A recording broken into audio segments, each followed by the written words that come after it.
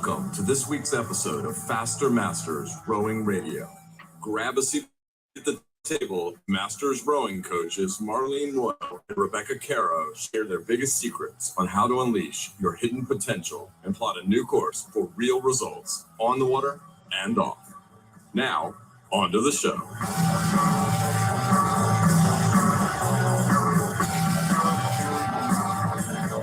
Hello, everybody, and welcome to another edition of Faster Masters Rowing Radio. I'm Rebecca Caro, and I'm joined by Marlene Royal. Hello, Rebecca, and hello to our Faster Masters out there.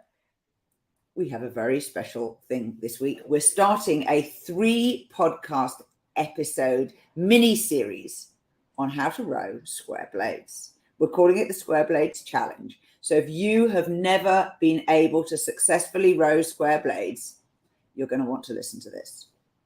So, Marlene, kick off. Why are square blades such an important drill for rowers and scullers? Well, I will start by saying there are coaches who do not like square blade rowing. So I'll be honest about it. I am not one of them. I actually really like square blades rowing. And in my own sculling life, square blade rowing was probably one of the definitive skills that I felt helped me really learn how to stabilize the boat on the recovery, really helped me learn how to keep the shaft at an even level off the water, and learn the timing of when to enter and when to exit without having too much tension on the handle. Because with square blade rowing, what gets you into trouble? Why is it such a challenging drill for people? There's the balance and the stability of the boat on the recovery, obviously, which means that you have to learn how to do this. You have to learn how to stabilize your boat. But I think more than that, there was kind of the timing of keeping the handle in motion without a lot of tension. And I think that's one of the real, at least for me, that was one of the real benefits of square blade rowing, that you had to learn how to sort of lightly place the blade with quickness, at the same time allowing the blade to do its work without getting in its way. And you had to learn how to release at the correct time, because when you're rowing square blades, you have to come out at the release point. Unlike when you're allowed to feather, which is actually a mere convenience. When you're allowed to feather, you can stay in the water too long. You can feather under the water.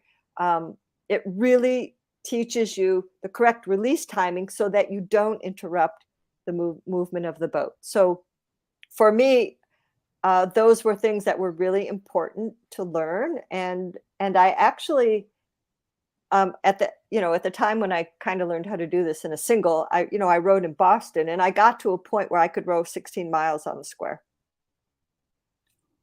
Well done. That's and awesome. Again, it was timing, lightness, and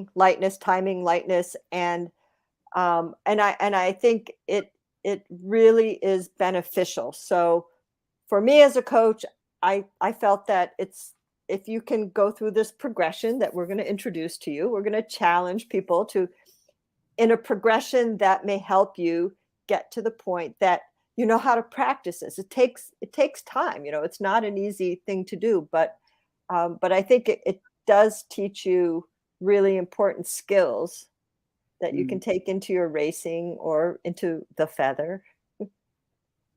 It is definitely important. And the benefit for people who've never bought one of our training programs or attended any of our coaching webinars, such as Sculling Intensive, this gives you a little insight into how Marlene and I work.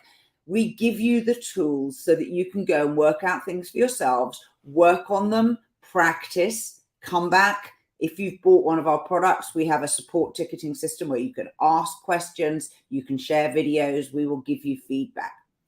What this will show you, though, is the beginnings of the disciplined practice that you need to put in if you're going to learn square blades. Now, we're going to assume that you're in a single scull, but of course this applies whether you're rowing sweep or sculling. It applies whether you're in a crew boat or on your own. Let's kick off, Marlene. what are the fundamentals that you have to be able to do? Okay, the first drill that I'll talk about is one that I consider a fundamental drill to learning how to row any shell, but especially a single. And it's a drill I call the stationary stability drill. And the goal, this is a drill you don't even have to take a stroke.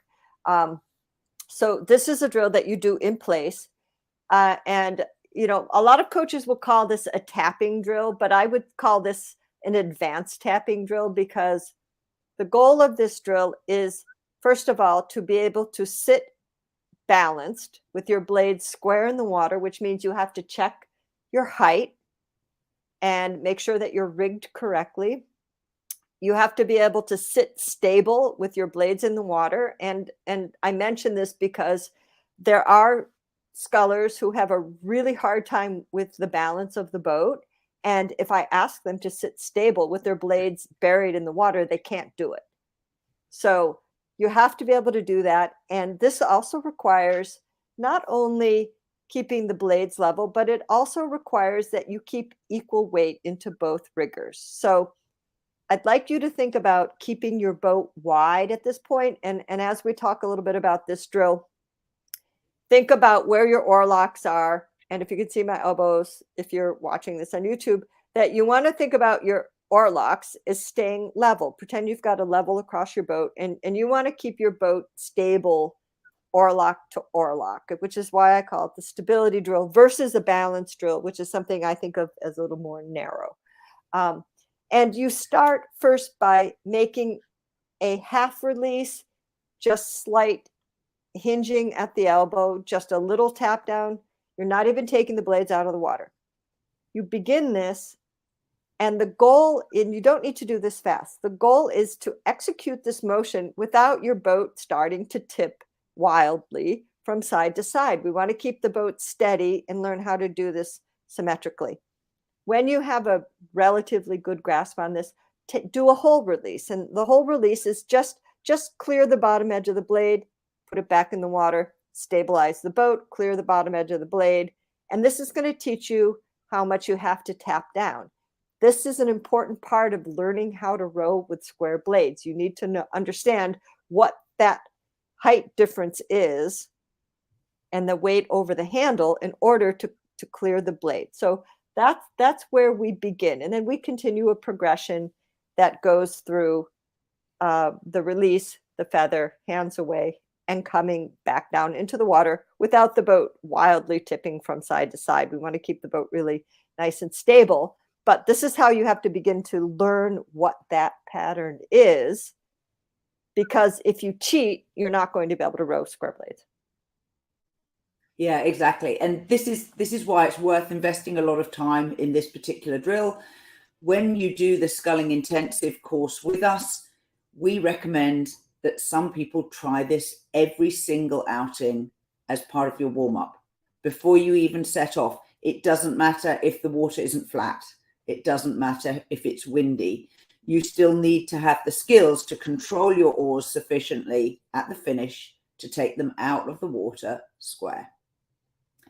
Now, the other elements that we're not going to talk about today, but which you do need to have, are making sure that you're set up correctly in the boat at the finish, and so that you have enough room to be able to do this movement. And that is something that's also in the sculling intensive. So Marlene, someone's managed to do the stationary stability drill. What's the next drill they can practice moving towards square blades? Well, in our next drill, we actually move. So that's a bonus point, right? So quarter feather. And quarter feather, you know, if we think about our square blade rowing, when you're rowing square blade, it's, you know, your blade's going to come out completely vertical, and you're going to have to carry the blade high enough so that the bottom edge is clear of the water. And that's pretty challenging at first if you're doing the square blade challenge. So the next drill after the stability drill, you kind of get a sense of, all right, where my handle distance should be. How much do I need to tap down and clear the blade? So when you start rowing, we want you to start rowing and just row, the blade's not going to be completely vertical, just tilt it a little bit. We call this quarter feather. And the nice thing, and you may choose at first, perhaps you'd like to start with this rowing at 1/4 slide and then go to half slide and gradually build your sequence up to full slide. That's up to you depending on how comfortable you are.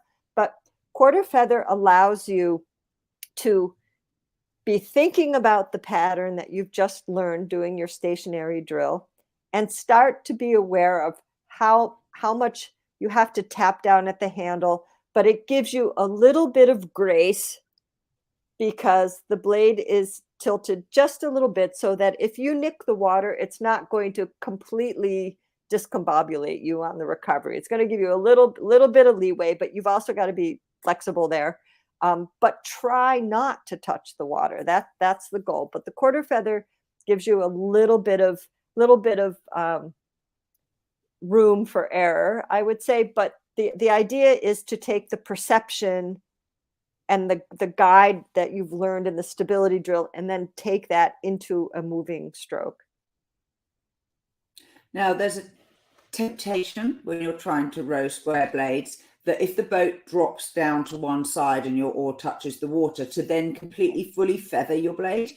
I would say don't do that. Stay on the quarter feather. Yes, your blades may drag along the surface, but don't be tempted to feather. Treat that as mentally treat that as cheating, right? We are doing quarter feather. That means I'm doing quarter feather. That means that even if the boat isn't level and one oar is touching the water, I'm still at quarter feather. Yes, I would agree. I would agree with that. And if things get crazy, and we know that happens sometimes, just stop, reset, get the boat set again and start again, start fresh rather than, starting to argue with your boat, so to speak. Just stop, reset. Yeah. And if you're in a team boat, you may want it, like say you're in a boat with a doubles partner.